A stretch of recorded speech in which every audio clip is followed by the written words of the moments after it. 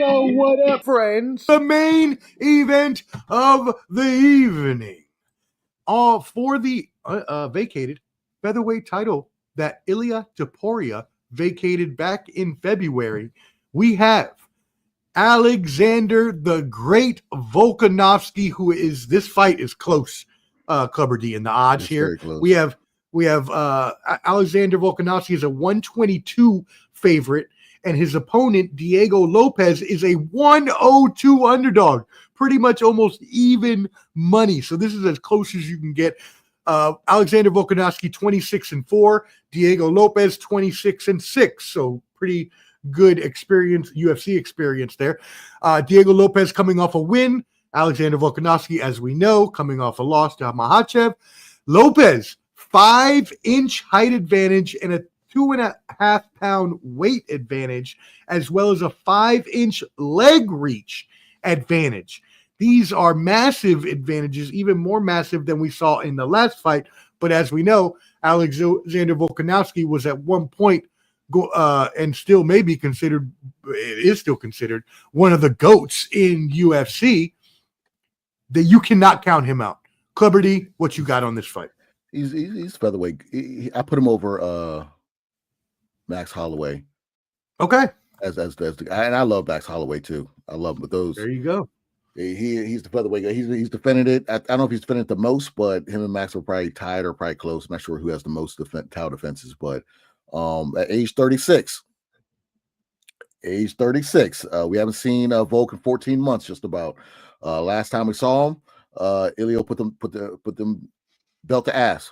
He knocked him out, I believe. Got a KO. Last time we saw him before that, Islam knocked him out. Okay. Volk is an interesting story. This man used to be a rugby player. This man used to weigh 300 pounds. Okay. And, fights at 145. This guy is, he's a great guy. He's all around good guy. I love watching his stuff on YouTube. I love watching him trying to become a chef. He always likes to cook stuff all the time and talk about the Outback and all that good stuff in the land down under.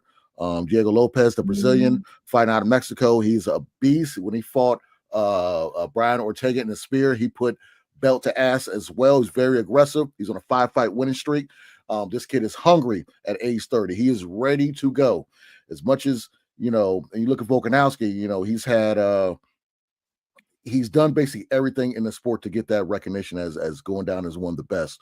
And he had a long streak of being undefeated in the UFC until, he decided to be great and fight Islam, move up. As much as a good fighter, Volk is, he will get knocked out in the third round by Diego Lopes.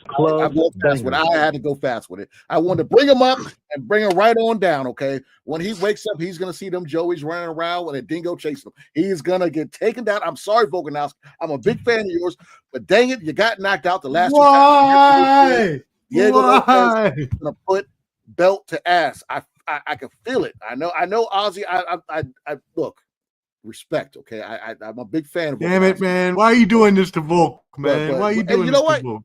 And I'm not even gonna do no caveat on this one. I'm sorry. I'm not gonna do a caveat. One of the greatest fighters of all time. You're not gonna give him a caveat? I'll give him a caveat. It might go 4 rounds and he'll still lose. But I just feel that, watch him win now. You know what? My caveat is he's gonna win by decision. If it goes 5 rounds, Volkanovski will win by decision. That's my caveat. All right, there we go. But if it stops anytime early for 5 rounds, it's gonna be a knockout by Diego Lopes. Bam, there you go. But yeah, so I put it like this. I'm a fan, but did y'all not see the last 2 times he fought? Okay. But he fought really good fighters. No, he fought chumps. Diego's good. I mean, he's 36 years old, you cannot get whooped like that. Back to back times, man. That stuff takes years off your life. I mean, he hit him so bad, I think a hairline popped back up because he was bald. It did bloop like that. Oh, look at that. He started rubbing it. You know what I'm saying? I think he trimmed it up. But I'm telling you, you cannot be getting whooped like that. I'm a big fan, but it's like when fighters get to a certain age, like I remember Chuck Liddell, Rich Franklin knocked him out with his backhand or something like that. Then you punch him hard, he knocked him out. When your chin goes, it goes. You know what I'm saying? Ask y'all's mothers, because that's another story. But yeah, it's one of those things. I'm a big fan of him, but in reality, Diego is hungry.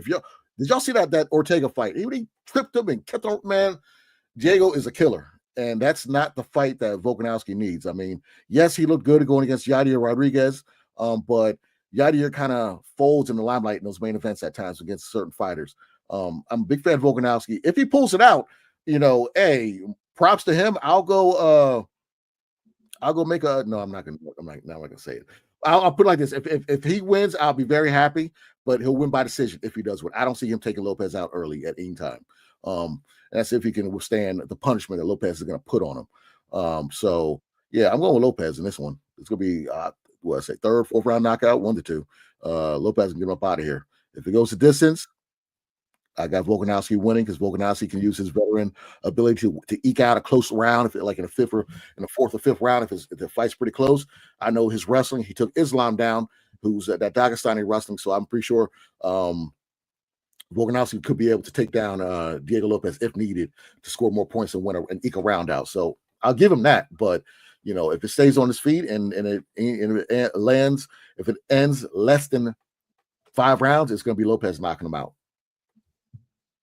And we must admit, yes, as you said, right, there are levels to this, and when you reach certain ages, father time, especially in combat sports, it catches up to you. And Volkanovski has been around for 14 years, and sometimes your time just runs out. Now, thankfully, he's at least getting this last chance to where he's been able to work on himself. He says mentally, physically, all the things he's been working on himself before this fight. In the lead up to the fight, he told ESPN.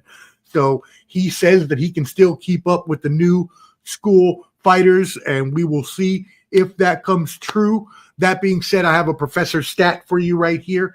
As Clubber D has been hinting to you all the whole entire time, if you have not caught the threads going through the episode, there's a bunch of older fighters on this card, and we've got to think about, and we have a fan mailbag question on this, but we've got to think about when fighters get to a certain age, as Clubber D said, they hit a wall. The stat is fighters 35 years and older are 0-17 at fights 155 pounds or less.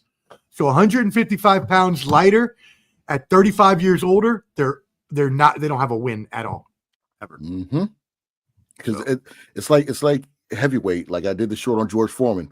Some man left the sport at age 28, comes back at 38. Okay, cool, but he doesn't become world champion until 45. Okay, So heavier weight, different story. Lighter weight, it's hard to keep up with these fast guys. You know what I mean? And you got your anomalies, and I'm gonna touch on them here in a second in this fight. But you got your anomalies, but when you look at the records, you're like, okay, that makes sense. Well, Jim Miller and Austin Hooper. Thank you. Austin Hooper looks like Michael Cera with what's his name from Superbad?